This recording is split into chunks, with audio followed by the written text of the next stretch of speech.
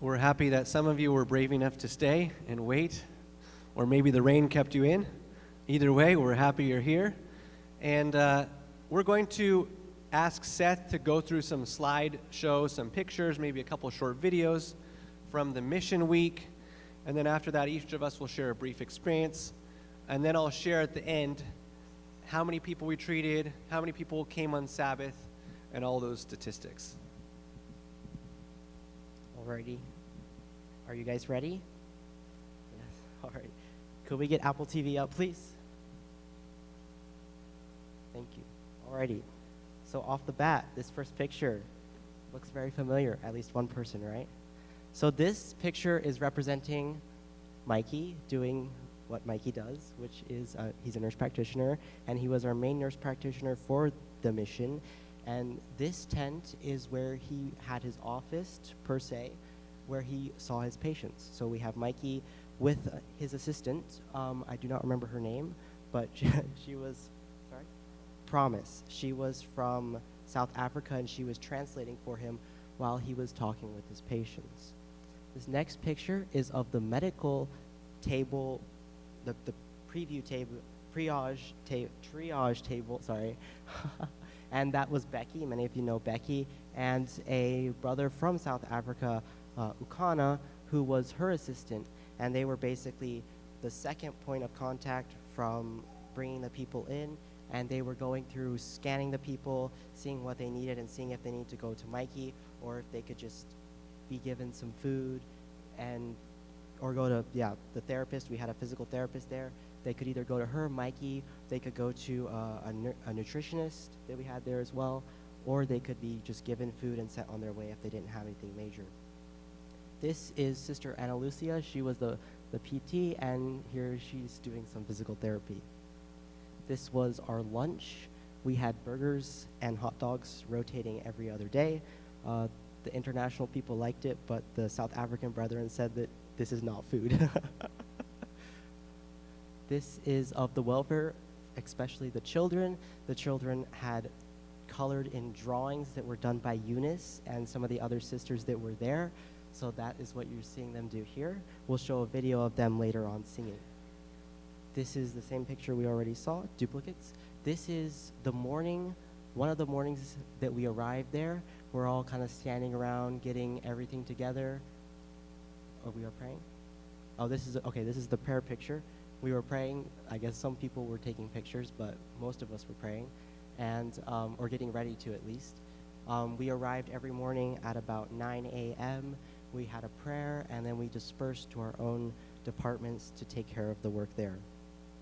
This is a picture of inside the building. This specific picture shows us digging and moving the dirt from one side of the building, the right side of the building, to the left side of the building, because the ground was like this, and we needed to put a floor in, so we were leveling. This next picture is of the receptionist desk, I guess you could say. There were 3 receptionists, and they would be brought patients from the line, and they would be met, and then they would take their initial information and pass them on to where they needed to go, and also took their vitals. This is a picture of Ellen doing just that. And this patient you'll see later on with Mikey, and Mikey can talk about him later on. This is another picture of the reception desk, and there are just more people coming in. As you can see, there are some people in line. Hopefully we'll have some better pictures of that, but there was quite a bit of people in line every day waiting to be seen or to just get food. Here is another picture of the welfare department for the children. Here they were probably singing a song. That is Sister Timmy, Anna's sister. Many of you know Anna from Hungary. Sorry? Yes. So they were here doing child ministry. This next picture is again of the building. We had moved some dirt now, so it's a little bit more level, but we're still working on it. There are many of the South African brethren that are working, as well as some of us. I guess the rest of us were out doing something else at that time. Here's another picture. We had to build a retaining wall because on the one side where the ground needed to be dug out about 1.5 feet, the concrete for the support for the wall wasn't strong enough, so we had to build a wall. And there's Brother Zito, and his wife came over because apparently he wasn't doing a good enough job.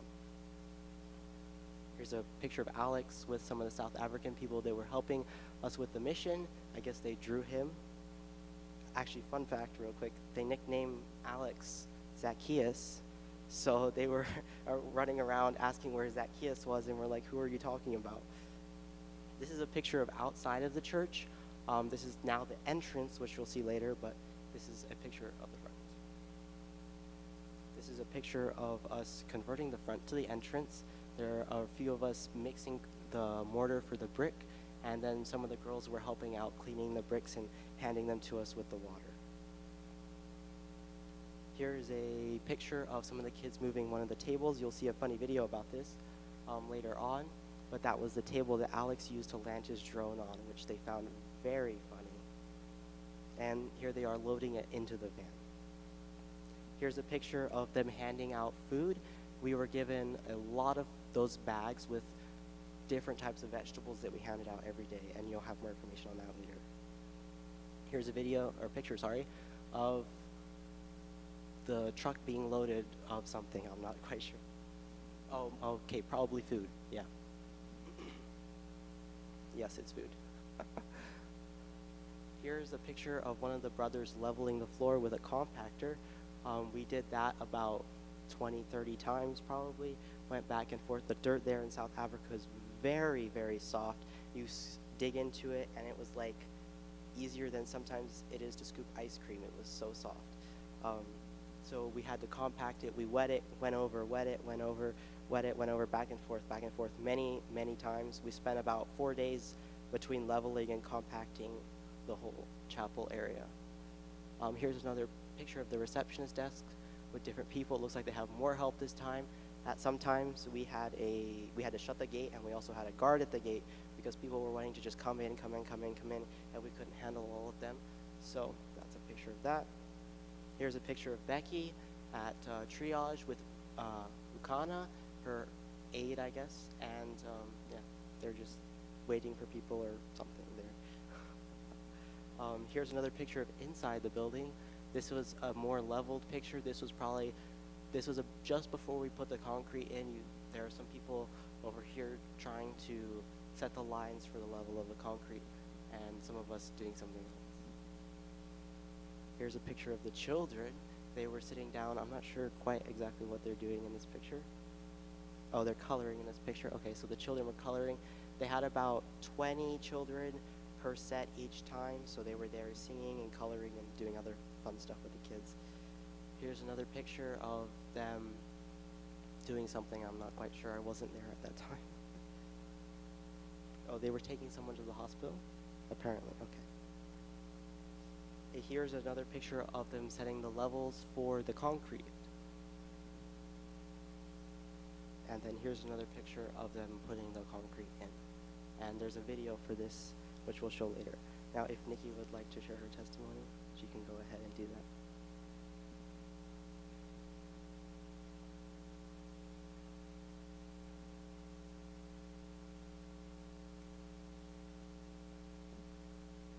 Happy Sabbath, everyone. So Unice and I were part of the welfare team during this mission trip, and that typically looked like in the mornings we would set up, and then when we opened the gates, we'd have a group of, it was supposed to be 15 kids come in, but then once the fifth, we'd count 1, 2, 3, 4 until we had 15, and then there were still some kids waiting, so we're like, okay, you can come in too, and then like just kept letting in, so sometimes it grew to be too big, and but it was still a blessing, and the kids were so well behaved, and we sang songs with them, and then like Seth mentioned, Unice would draw pictures for them to color in, and we taught them different Bible stories and different poems, and we had them preparing during the week so that on Sabbath they could present at their church.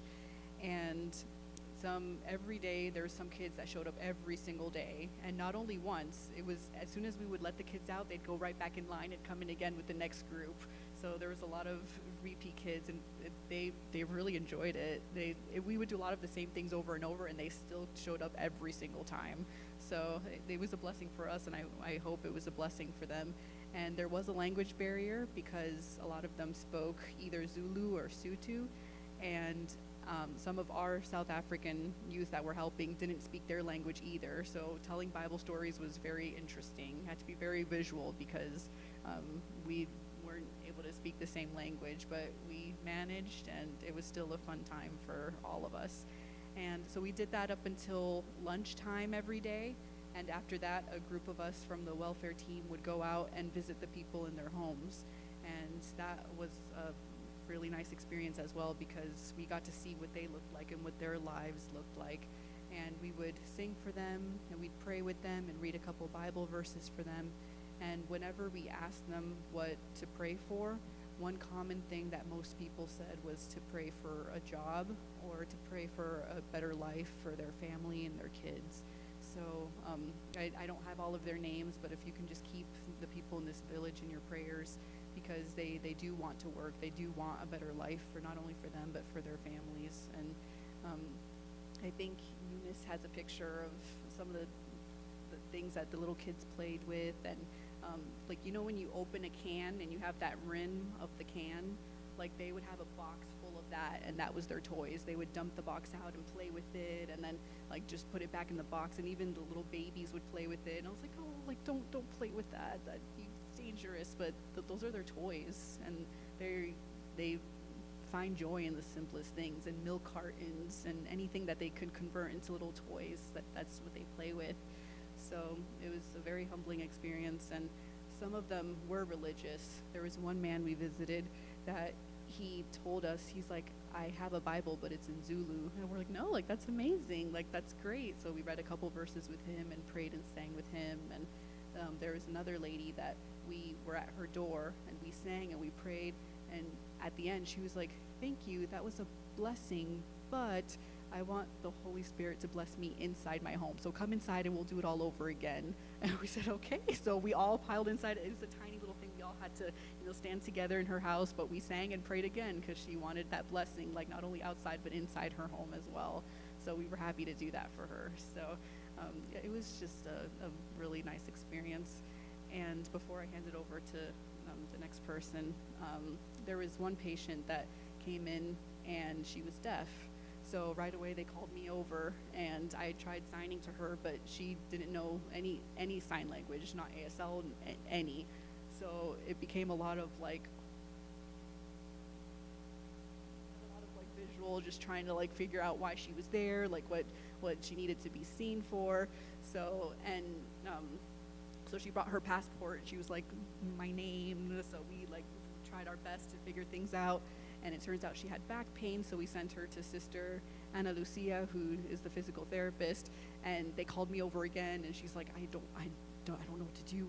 I don't know what to do with her. What do I do?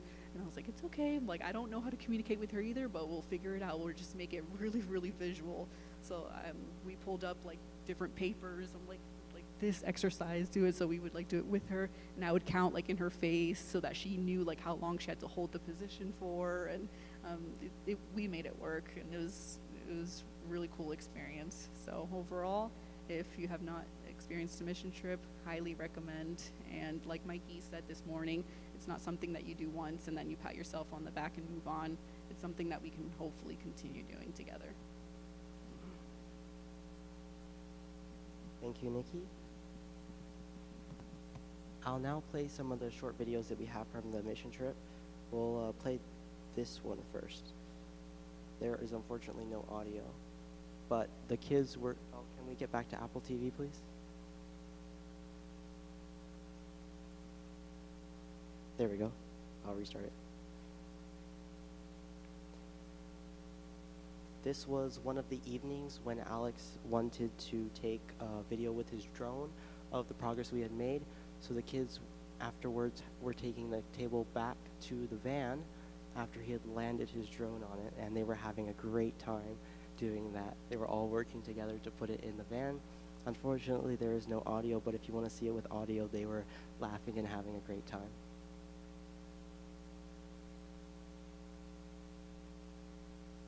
And now he's just showing everything else that is going on. We're packing up to head back to the church to eat and have worship.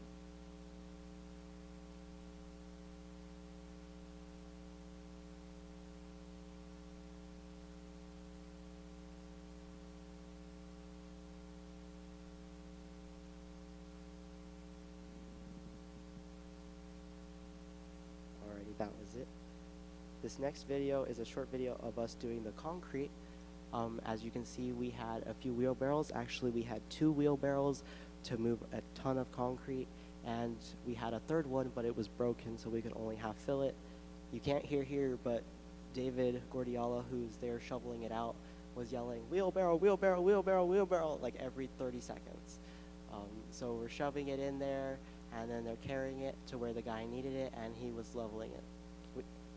It took about 3 hours, 40 minutes for us to do the whole thing, and their tools that they were using weren't quite the best, so it's not the levelest concrete that you've probably ever seen, but it's solid, so that's good. Back to the pictures. Here's us again doing the concrete. That was one of the brothers that was helping us. We all got covered in concrete about 30 seconds after it started pouring, so no one's clean in these pictures. There's a few of us. That's Jacob. Many of you know him. And then the guy in the yellow shirt is David from Australia. Maybe some of you know him. And the other one is David from California, Brother Gordiala's son. Here's another picture. The guy on the left in the concrete is actually someone we hired to level the concrete. And he brought about a 4-foot straight metal thing, and that's what he was using to level the concrete. Overall, it wasn't the smoothest, but he did a pretty good job with that, considering all of us wondering how he was going to manage. Here's another picture. We were bringing it in through the window, into the wheelbarrows, and then carrying it off to where it needed to go. Another picture of them smoothing it out. Another picture of it being dumped. This is outside. This is the left side of the chapel. There are windows, but there are no glass yet. And as we said, we weren't able to finish the roof due to the walls not being able to support the roof, so we had to build a self-sustaining roof, which is something we had to have hired to do. This is the building team. Some of us, there are a few extra from welfare and from medical. They didn't need everybody, so they sent a few of them over. Many of them you probably know. There are a few you probably don't know, but they all helped, and we all got it done. Here's a picture of Mikey and one of the other ladies that came on occasion. She was another nurse practitioner, and she helped out with the medical bit and gave Mikey a much needed break after seeing way more than his normal amount of patients. Here's inside the church that we were staying at. They actually have a pretty nice sized property there. This is one of 3 buildings. One building is pretty large. It's kind of like some kind of a compound. The first Sabbath we were there, we had about 200 members there in one church, and they use this church only for special occasions. Everyone else usually meets in their little churches around Johannesburg. Here's another picture of us singing. Here's another picture of Ellen with someone else, with a little girl. This is one of the places where we had worship most of the days. We all crammed in a tiny little room and tried to sit down. Some of us didn't make it, so we had to stand. But there's the shorter brother in front of Brother Danny. He was the one doing worship, and I assume we were singing in this picture. Here's Mikey and Okana. This day he was Mikey's assistant, and I'm pretty sure he enjoyed it quite a lot. He wants to eventually become a neurosurgeon. Another picture of them. And this is Mikey with one of his patients who had something growing on his face. Mikey will tell more about that, I'm sure. And this is the front of the church again. As you can see, it's not quite level, so that's what we were doing in those other pictures, moving all that dirt. This is part of the village near where we were working. This is actually the back of the church property. That is someone's house. This is another picture of the front of the church. And this is, again, welfare with the children singing songs and doing other stuff with them. This is the line to see the nurse practitioner, aka Mikey, and it was pretty long and took him quite a while because they kept refilling it. This is, I believe, everybody on the mission. There were about, I think, 60 people in total. I'm not sure if everyone's there. 20 from overseas, roughly, and roughly another 40 from South Africa. This was another worship. This was the line for the people waiting to be seen or to just get food or overall be attended by the mission. This was the welfare department. That was everybody. I think there was about, minus Nikki. Nikki's not in this picture apparently, but there's everyone from the welfare. This is us laying brick. Well, at least two people, me and Kalina, were helping sometimes. And then this is another picture of us working very hard. This is a picture of Promise and Mikey with some more patients. Some of the kids doing something, some kidding. Alex and the kids. Alex and more kids.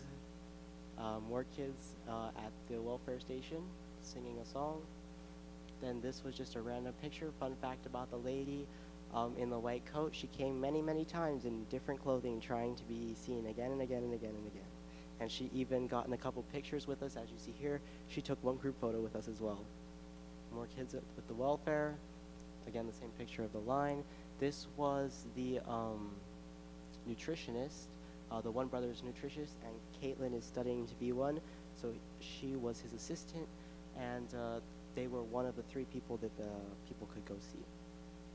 This is the line to triage. This was Sabbath, but we're going to quickly skip that one because Mikey's going to talk about that at the end. This was out the front side of the property, the church property. This is where everyone lives. A lot of those tiny little shacks just repeated over and over and over again for about a couple miles out. And then there was a factory, which maybe will show up in a different picture. Oh, yes. The factory is in the far right, just before the sky. There was a factory or something there, train station. And before that was a ton of those houses. This was the kids on Sabbath, so we're going to skip that again, and that one, and that one. Here we go. This was the group of youth. I believe the first Saturday night, they were sitting around talking. This was the building team doing building team activities. We were coloring for the children, actually, or drawing for colorings for the children. And then the youth again, one night, they were around talking. This was the kids again coloring some of the artwork that had been drawn for them. This was one of the toys that the kids would bring. They had many, many variations, but they were similar. Some were made out of metal, some were made out of cardboard, and they were carrying them around very proudly. Here's some of the food we ate. I don't remember which day this was on, but as you can see, it was good, but very little, but we were thankful. Here's some more pictures of the kids coloring.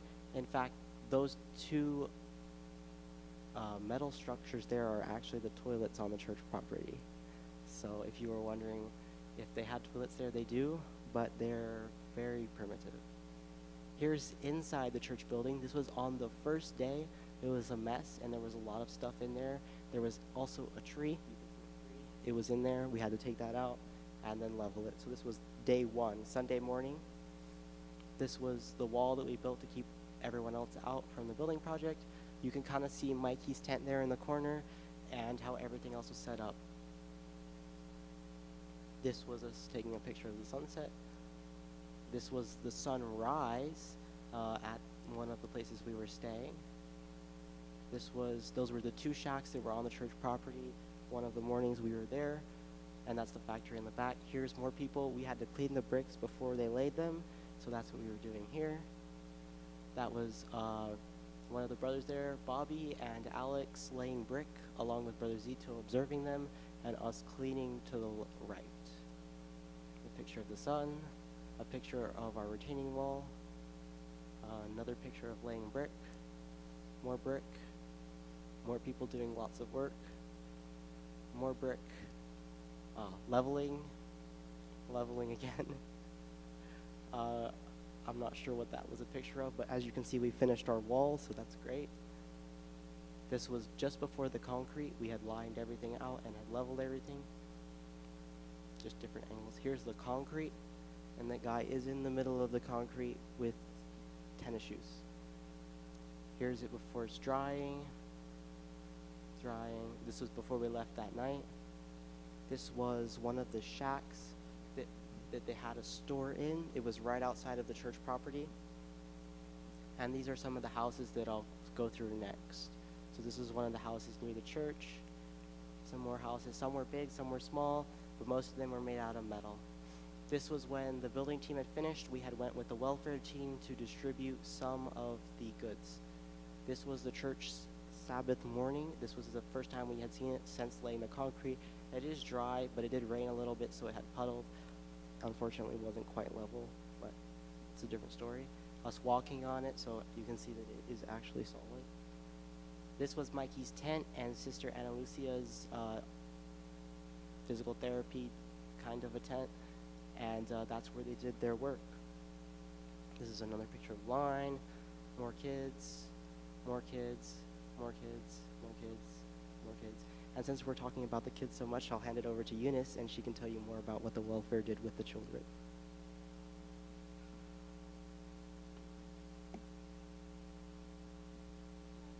So I was part of the welfare team, as I mentioned, and I don't think I've ever drawn so many pictures in my life because we were doing the children were supposed to come in little groups, but then they would come more and more, so I had to draw while they're coming in. But there was this little girl that I wanted to talk about. She was actually deaf, but she didn't know any sign language since they don't have, I guess they don't teach it that early, and she wasn't being sent to school because her mom just kept her at home. So she didn't know how to communicate, but then on Sabbath, we were just trying to show her how to color, just signing to her, and I thought that was such a I guess special opportunity for us, because even though she didn't have any way of communication or anything, she was so sweet and happy. And then also the little boy with the car toy, they have so little, and the toys that they have aren't necessarily really toys, but even with that, they're so happy for what they have. And all the young people that we got to interact with and got to know, they were all so special, but there was one that really stood out to me. And I got to know her because we were washing dishes together, and she was 11, but so I wouldn't have guessed, but she had actually lost her mom recently, and I don't think she had a dad either. And so her older sister was kind of raising her and the baby, and she was such a happy person and outgoing, and she was so open and asking questions to me and everything. But her name was actually Happiness, and I thought that was such a perfect name for her. And you would think that someone who had gone through that would be depressed or something, but you just couldn't really even tell. And also, while we were visiting the people, me and Nikki had gone with some to visit the people in their homes, and something I was talking with her was that the people, it's such a depressing condition. They're born into that village, they're just stuck there and they don't have any way out. But when they have Jesus, they have everything, and if we can just share that with them, then it's all that matters, really. And there's so many people like us, we're blessed with so many things that we're not even thankful for, and we forget God a lot. But for them, it really doesn't matter if they don't have anything in this life, because they'll have it in heaven. And that's just a little bit of what I experienced there. Thank you, Unice. I will play another video for you guys if we can get it switched back to Apple TV, please. Okay, thank you. And I'll try to give you guys sound.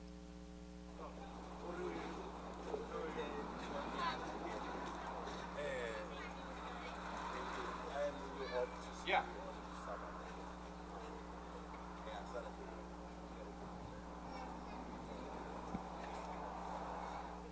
In this video, we were distributing food.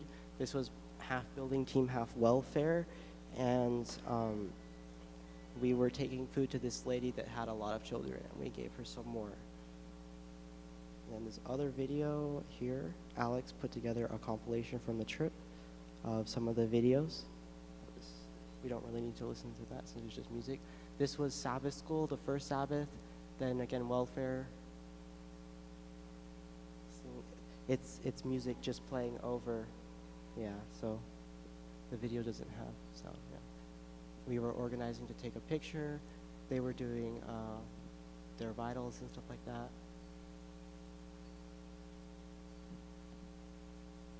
Here the kids are doing some drawings, and then the guy is trying to decide which window to dump the concrete through, and he figured it out, because there we are. Building team photo, and a giraffe. And now I'll hand it off to Ellen for her experience.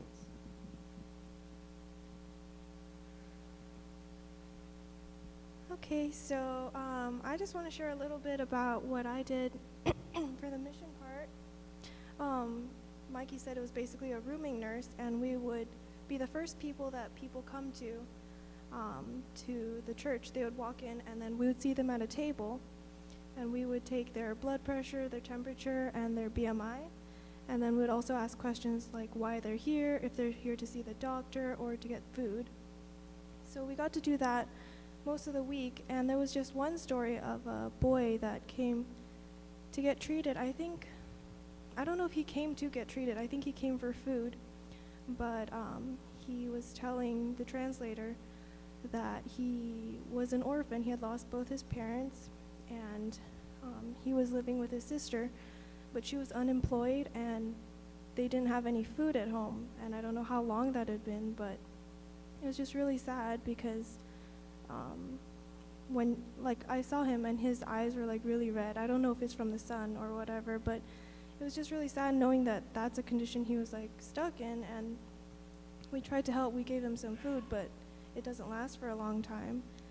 And it made me feel almost guilty, from where I come from. I have so much that I don't even appreciate most of the time, but he was stuck in that condition. So I also wanted to mention how the youth there were really, they just vibed together so well. They were so happy. They were always talking and having so much fun without really trying, and I thought that was really cool. And one of the girls there, she was probably about 11, and I met her the first night I went there, and her name was Alyssa. She was super shy, so at first I was like, oh, she doesn't even want to talk to me. She was just sitting there, and I just tried to ask her some questions, and I found out her parents don't even come to church. Her parents sent her to church because they have food to give. But she would come every week, and during the days, she wasn't working at the mission, but I would see her when I come back to the church to sleep, and she would come over and sit next to me, and I would talk to her and stuff.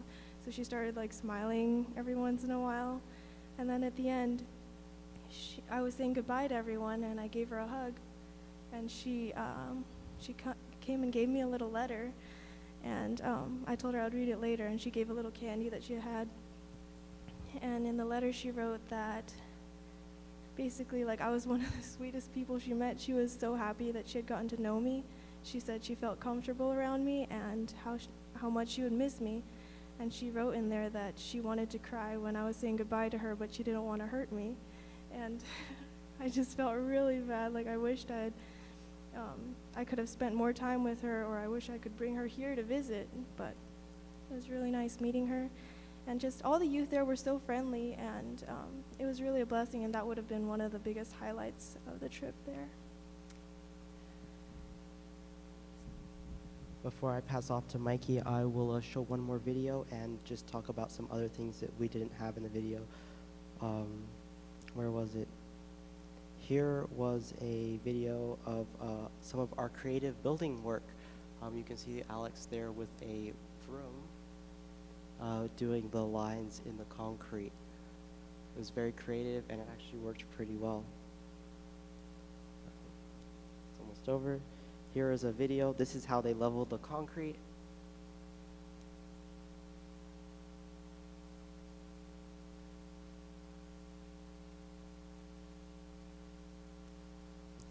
a lot of interesting methods, but it works surprisingly. Before I pass it off to Mikey, I will mention that a few of my experiences. The first Sabbath that we spent there was amazing.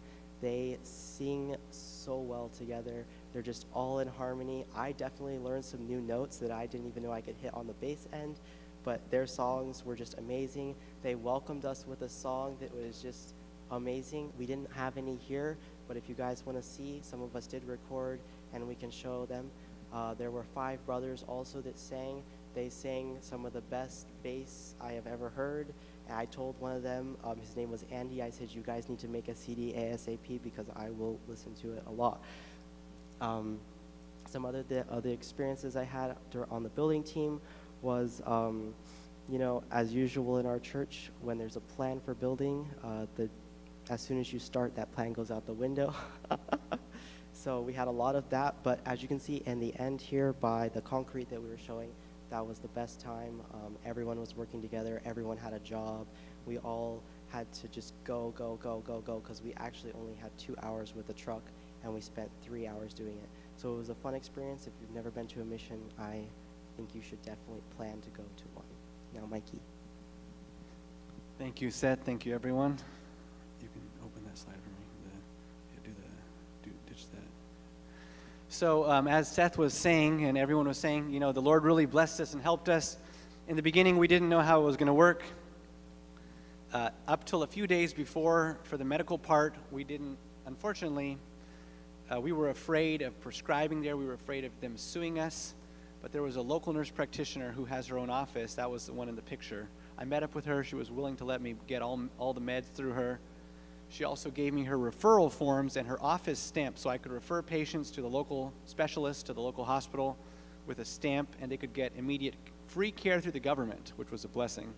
Because over there, you can't just show up to the hospital with, like the guy with the face mask, you couldn't just show up to the hospital. You had to be referred by a clinic, but you have to pay to go to a clinic. So it's a weird system. Or you have to go with an ambulance to the hospital. And that guy, he had that mask for about 5 years. It was growing. Many people had things going on for months, years. They were not seen by the doctor forever. The Lord really, really, really blessed us. The team was excellent. All the rooming nurses like Ellen, Kayleen, others, they learned like this. They could go work for Carillion tomorrow, and they would do great. They worked very well. Becky was our triage person. She was doing great. We were able to test people for their urinalysis to check for UTIs, blood in the urine pregnancies. We did a lot of HIV screenings, and we also did one more, blood sugar. So we had one positive HIV patient that we diagnosed. We had one lady we diagnosed with her pregnancy. We had another lady that came. She was 40 weeks pregnant, and I referred her to the hospital because she had only seen the doctor once at a clinic when she was like 32 weeks, and now it's been 8 more weeks, and she thought that her water might be breaking, but thank the Lord I did not have to do a delivery because I would not have known how to do it. But she said no one was following up with her. She only had found out she was 32 weeks pregnant, and she was upset, but we had the ability to refer her, and the beautiful thing is when we referred people, they got treated right away. There was one boy, for example, he was maybe 13, and he had a prosthetic leg because he had half his leg amputated, but it didn't fit well, and because it wasn't fitting well, when he would walk, he had wounds on his leg, where his stump would go into the prosthetic leg, and he had the wound for like a year, and the mom never changed the bandage once. So we come there to change the bandage, and it's this dirty, dirty bandage. And we sent him to the hospital so he could get crutches, so he could get off of the leg and let his wounds heal. And also, of course, he needs to be fitted for a properly fitted prosthetic leg that would fit. We sent him with a taxi to the hospital. He comes back in 2 hours later with crutches. The beautiful thing is people like him, other people like that guy with the mask, they came there on Sabbath. Throughout the week, everyone, all the welfare team, all the different teams that were involved with the people, they were inviting people, hey, this Sabbath we're going to be having church. See this church building we're trying to work on, we're trying to finish this. If we don't have it done, we're going to have a tent. Come and join us for church. And this was the tent that we had on Sabbath. The tent was so full, we could not fit in there, and you'll see the pictures shortly. But just before I go to that, I want to just mention, total, we gave about 700 food packages away. We gave some vegetable packages. We also gave other packages where we gave like 5 kilos of pop. It's basically like cornmeal, white cornmeal, like flour, sugar, oil, some things, basic things that could last them a few weeks. So 700 food packages. We treated about 500 patients medically. And the Lord really strengthened us. Before I went on the trip, I thought, my max patients I've ever seen in a clinic was 33 patients, but of course I had to chart on them. So over there I thought, if I could see 50 patients a day, that would be great. I was aiming for 50. I wasn't sure if I could do it. 50, 60. The Lord helped me. It was only Him and His grace and great assistance. My translator was really helping. I had sometimes another assistant in there, so 2 assistants putting the meds, writing the things. The first day in 5 hours, I saw 37 patients. The second day, I saw about 60. The next day, about 50 plus. The next day, maybe 50. The last day, we were not able to see all the patients, and we had only 1 day left, and people knew it. So they came and they were waiting. And I didn't want to leave any patient left. Thankfully, as Seth mentioned, the other nurse practitioner came a few times, so she was able to help people that had pain. We would send them straight to the physical therapist, so she would treat them. Thank the Lord, the last day we were able to see everyone. We did not leave one patient untreated, and God gave me strength, and I was able to see 75 patients in 8 hours. So the Lord was very, very merciful to us and very gracious to us. It was only like a miracle. It was working like this. We couldn't have planned for better. The building team did phenomenal. They put up the building, as Seth mentioned. This week, they are planning to start the roof. And in about 2 weeks, they'll have the roof up. And it's a big church, and they're going to need it. So we were guessing, how many people do you think came for church on Sabbath? How many people locally from the village do you think came for church on Sabbath? How many? 300, yeah, right. The Holy Spirit is not poured out yet, but I thought it almost was. So we had a little more than 100 people on Sabbath, which is amazing. We thought, some people said, I don't know, I hope maybe 20, 50. One guy said, I think we're going to have 100. And they just started coming. One lady told me, and here's a picture from the inside. One lady told me, I'm going to see you on Sabbath. I'm coming. I said, you're coming? She said, yes, I'm coming on Saturday. I'm going to be here, and I want to join your church. It was so beautiful. This was a tent. You couldn't fit the people in the tent. Of course, we had our own people. I don't know what's... There's more than 3 pictures in there. So. Okay, I guess I don't have all the pictures here. There are. You have ones of just the people outside. So basically, there was another 80 to 100 people outside of the tent. We had about 200 plus on Sabbath. We had 40 children on Sabbath. Oh yeah, so I want to show this picture. We had it different. We didn't just have a Sabbath school in the morning. We had a little study. We had it catered to the people. Danny shared a small experience of his testimony, how the Lord brought him, my brother, from the streets, from basically being homeless, carless, everythingless, to where he is today. And that gave the people some hope. One brother preached a great sermon entitled, Just As I Am. Come just as I am. And at the end, they made an altar call, and they made an appeal for the people who wanted to commit their lives to the Lord and wanted to know more about our church. And 25 adults stood up from the visitors in 1 week. 25 adults. And here they are in the picture, including the man with the mass. I sat next to him up front during the sermon. And out of those 25 people, 21 people want to start having Bible studies. And they're assigning a local worker there. So it's amazing. In 1 week, we had 100 visitors. 21, 25 are having Bible studies. I want to ask you to keep on praying for them. Keep on praying that they come. This is going to be a great lighthouse in this village. And I want to just show you a song from the children. You know, Unice mentioned that the children were learning different songs. They were using different songs, and the beautiful thing was, in the beginning of the week, they were teaching them, like, I've got the joy, joy, joy, and the kids weren't singing so much, right? Because they didn't know the songs so well. They were teaching them, like, all these other songs where you move your hands and stuff. Which ones? Like, if you're happy and you know it, clap your hands. And, in the beginning, the kids weren't getting it so much. But the nice thing was, at the end, you'll see here when they're singing, I got the joy, joy, joy, these are all the kids that were coming during the week. Not all of them, but they had about 80 a day during the week, 60 to 80. Here you have about 40, 50 kids on Sabbath that showed up, and they already learned the song on Sabbath. And we'll let you hear this song right now.